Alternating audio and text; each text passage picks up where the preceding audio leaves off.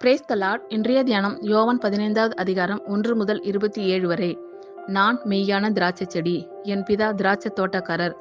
என்னில் கனி கொடாதிருக்கிற கொடி எதுவோ அதை அவர் அறுத்து போடுகிறார். கனி குடிக்கிற கொடி எதுவோ அது அதிக கனிகளை கொடுக்கும்படி அதை சுத்தம் பண்ணுகிறார். நான் உங்களுக்கு சொன்ன உபதேசத்தினாலே நீங்கள் இப்பொழுதே சுத்தமாயிருக்கிறீர்கள். என்னில் நிலைத்திருங்கள், நானும் உங்களில் நிலைத்திருப்பேன். கொடியானது திராட்சை செடியில் நிலைத்திராவிட்டால் அது தானாய் கனி கொடுக்க மாட்டாதது போல நீங்களும் என்னில் நிலைத்திராவிட்டால் கனி கொடுக்க மாட்டீர்கள். நானே திராட்சை செடி, நீங்கள் கொடிகள். ஒருவன் என்னிலும் நான் அவனிலும் நிலைத்திருந்தால் அவன் மிகுந்த கனிகளை கொடுப்பான். என்னை அல்லாமல் உங்களால் ஒன்றும் செய்யக்கூடாது. ஒருவன் என்னில் நிலைத்திராவிட்டால் வெளியே எரிவுண்ட கொடியைப் போல அவன் எரிவுண்டு உலர்ந்து போவான். அப்படிப்பட்டவைகளை சேர்த்து அக்கினியிலே போடுகிறார்கள், அவைகள் எரிந்து போம். நீங்கள் என்னிலும் என் வார்த்தைகள் உங்களிலும் நிலைத்திருந்தால் நீங்கள் கேட்டுக்கொள்வது எதுவோ அது உங்களுக்கு செய்யப்படும். நீங்கள் மிகுந்த கனிகளை கொடுப்பதினால் என் பிதா மகிமைப்படுவார். எனக்கும் சீஷராய் இருப்பீர்கள். பிதா என்னில் அன்பாய் இருக்கிறது போல நானும் உங்களில் அன்பாய் இருக்கிறேன். என்னுடைய அன்பிலே நிலைத்திருங்கள். நான் என் பிதாவின் கற்பனைகளை கைக்கொண்டு அவருடைய அன்பிலே நிலைத்திருக்கிறது போல நீங்களும் என் கற்பனைகளை கைக்கொண்டிருந்தால் என்னுடைய அன்பிலே நிலைத்திருப்பீர்கள். என்னுடைய சந்தோஷம் உங்களில் நிலைத்திருக்கும்படிக்கும் உங்கள் சந்தோஷம் நிறைவாய் இருக்கும்படிக்கும் இவைகளை உங்களுக்கு சொன்னேன்.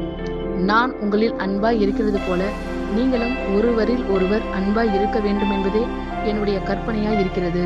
ஒருவன் தன் சிநேகிதருக்காக தன் ஜீவனை கொடுக்கிற அன்பிலும் அதிகமான அன்பு ஒருவரிடத்திலும் இல்லை. நான் உங்களுக்கு கற்பிக்கிற யாவையும் நீங்கள் செய்வீர்கள், ஆனால் என் சிநேகிதராய் இருப்பீர்கள். இனி நான் உங்களை ஊழியக்காரர் என்று சொல்லுகிறதில்லை. ஊழியக்காரன் தன் எஜமான் செய்கிறதை அறிய மாட்டான். நான் உங்களை சிநேகிதர் என்றேன், ஏனெனில் என் பிதாவினிடத்தில் நான் கேள்விப்பட்ட எல்லாவற்றையும் உங்களுக்கு அறிவித்தேன். நீங்கள் என்னை தெரிந்து கொள்ளவில்லை, நான் உங்களை தெரிந்து கொண்டேன். நீங்கள் என் நாமத்தினாலே பிதாவை கேட்டுக்கொள்வது எதுவோ அதை அவர் உங்களுக்கு கொடுக்கத்தக்கதாக நீங்கள் போய் கனி கொடுக்கும்படிக்கும் உங்கள் கனி நிலைத்திருக்கும்படிக்கும் நான் உங்களை ஏற்படுத்தினேன். நீங்கள் ஒருவரில் ஒருவர் அன்பாய் இருக்க வேண்டுமென்றே இவைகளை உங்களுக்கு கற்பிக்கிறேன்.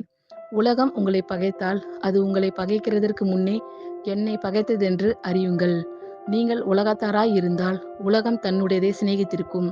நீங்கள் உலகத்தாராய் இராதபடியினாலும் நான் உங்களை உலகத்திலிருந்து தெரிந்து கொண்டபடியினாலும் உலகம் உங்களை பகைக்கிறது.